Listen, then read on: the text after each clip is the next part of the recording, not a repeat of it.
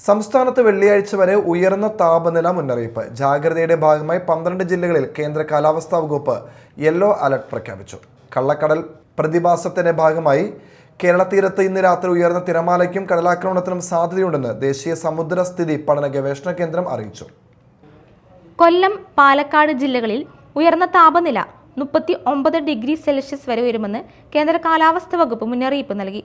ആലപ്പുഴ, പത്തനംതിട്ട, കോട്ടയം, തൃശൂർ, കോഴിക്കോട്, കണ്ണൂർ ജില്ലകളിൽ ഉയർന്ന താപനില 37 ഡിഗ്രി സെൽഷ്യസ് വരെയും തിരുവനന്തപുരം, എറണാകുളം, മലപ്പുറം, കാസർഗോഡ് ജില്ലകളിൽ 36 ഡിഗ്രി സെൽഷ്യസ് വരെയും രേഖപ്പെടുത്താൻ സാധ്യതയുണ്ടെന്നും മുന്നറിയിപ്പിൽ പറയുന്നു.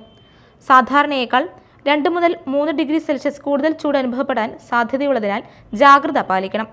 ഉയർന്ന താപനിലയും ഈർപ്പമുള്ള വായുവും കാരണം ഈ ജില്ലകളിൽ മലയോര മേഖലകളിൽ ഒഴികെ ഈ ദിവസങ്ങളിൽ ചൂടും അസ്വസ്ഥതയുമുള്ള കാലാവസ്ഥയ്ക്കും സാധ്യതയുണ്ട്.